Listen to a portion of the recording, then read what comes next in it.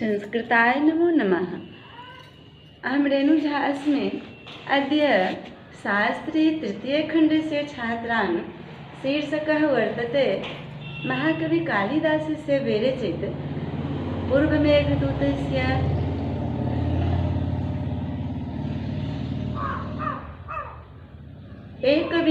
एकत्रिंशत् श्लोकस्य पाठ्यम्। दीर्घे कुर्वन् पटु मदकलं पूजितं सारसानां प्रत्विशेषु स्फटितकमला मोदमैत्रीकसाय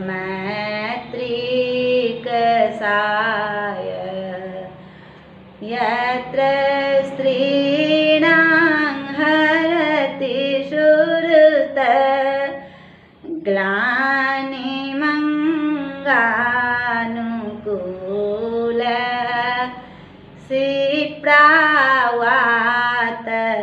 प्रियतम इव प्रार्थना चाटुकार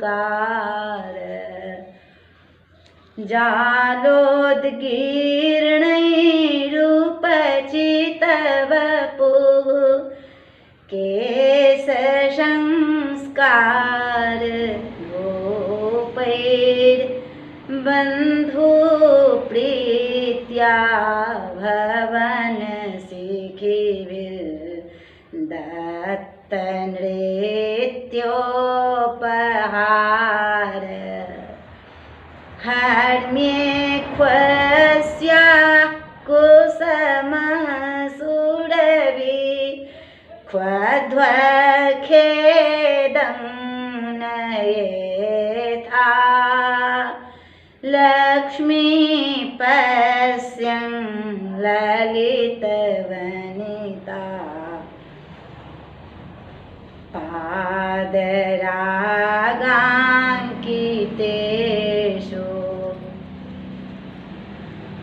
31 श्लोकस्य यदा यत्रोजयिन्यां कामिनीनां शिप्राशरिदनीलः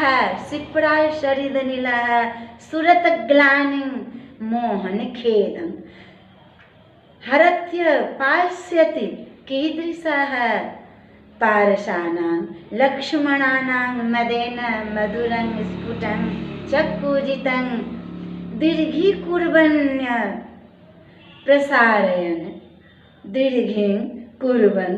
प्रसारयन् तथा प्रभातेषु स्फटितानि विकसितानि यानि कमलानि तेषाममादोः सौरभं तस्य मैत्र्या सम्पर्केण कषायः कसारसयुक्तः भावति इत्यर्थः। येन इत्यादि भावः एवं अंगानुकूलो गात्रसुखकारी शीतल सुरभित्वात् क इव हरतीत्याह प्रार्थनया चाटुकारः प्रियकृतप्रियाण्यथा कामिन्या अङ्गलानि मपहरति सिप्राख्यो जयन्यां नदी।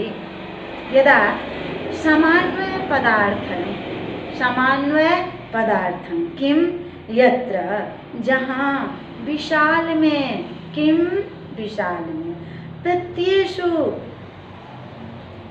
प्रत्युषेषु प्रत्येक ऊषकालः किम प्रत्युषेषु प्रत्येषः प्रत्येक ऊषः काल में प्रातः पटु तीव्र मदकलंग मद से मधुर कूजितंग शब्द को दीर्घीकुर्वन् बढ़ाता हुआ विस्तार देता हुआ किम स्फुटित कमला मोद मैत्री कषायः पूर्ण प्रस्फुटित कमलों की सुगंध के संपर्क से मनोरम सुललितम अंगानुकूल अंगों को सुख देने वाला शिप्रावातः, शिप्रा नदी का पवन, प्रार्थना चाटुकारः, रति की याचना में मीठी मीठी बातें करने वाले, प्रियतम इव प्रेमी की तरह,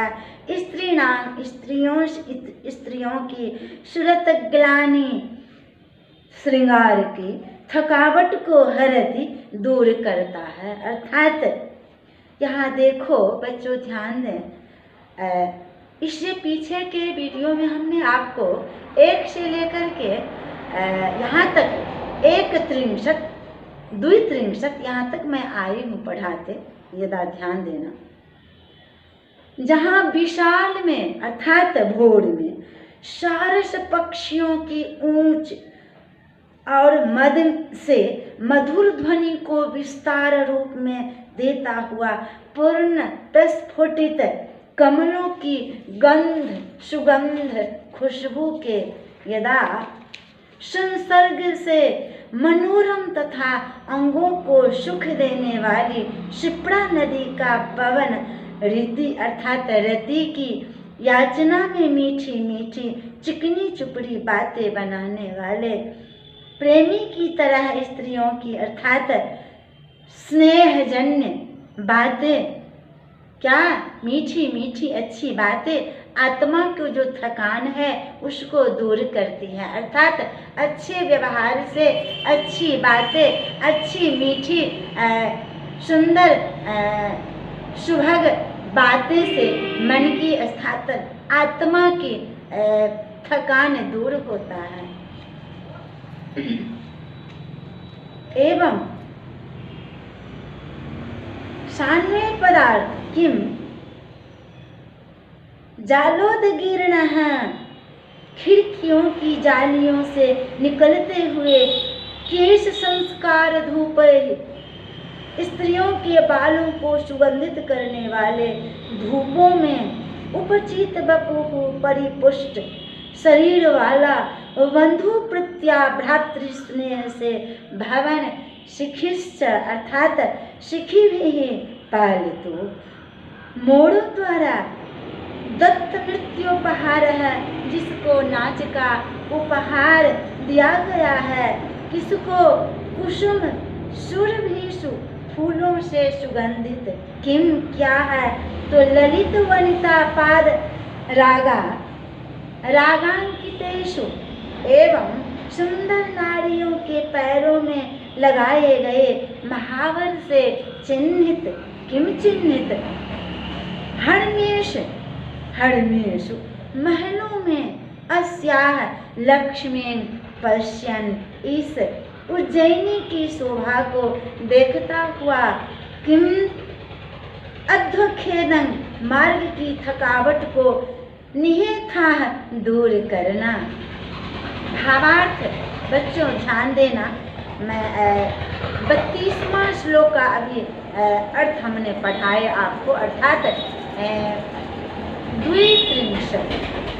अब देखो क्या कह रहे हैं कि खिड़कियों की जालियों से निकलते हुए स्त्रियों के बालों को सुगंधित करने वाले धुओं से परिपुष्ट शरीर वाला होकर तथा बंधु स्नेह के कारण पालतू मोरों द्वारा नृत्य का उपहार पाकर तू फूलों से सुगंधित तथा सुंदरियों के पैरों में लगाए गए लाक्षारस महावर से चिन्हित महलों में इस उज्जैनी की श्री शोभा को देखता हुआ मार्ग को थकावट को दूर करना।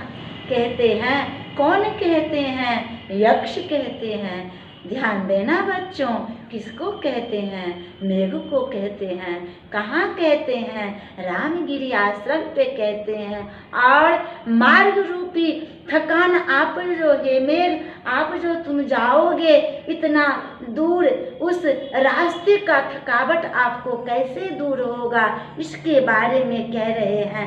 ये सब ये जो विशेषण एक नारी के सौंदर्य के संबंध में जो दिखाए हैं, पढ़ाए हैं हमारे महाकवि कालिदास, और उसको ध्यान करते जाना हे मेघ शुभग समीचीन मोड़ का नृत्य, समीचीन सुंदरियों का पैरों का महावर अर्थात उज्जैनी रास्तों का शुभग वर्णन, इस सब को ध्यान में रखते हुए तुम जाना तो तेरे रास्ता का थकावट दूर हो जाएगा।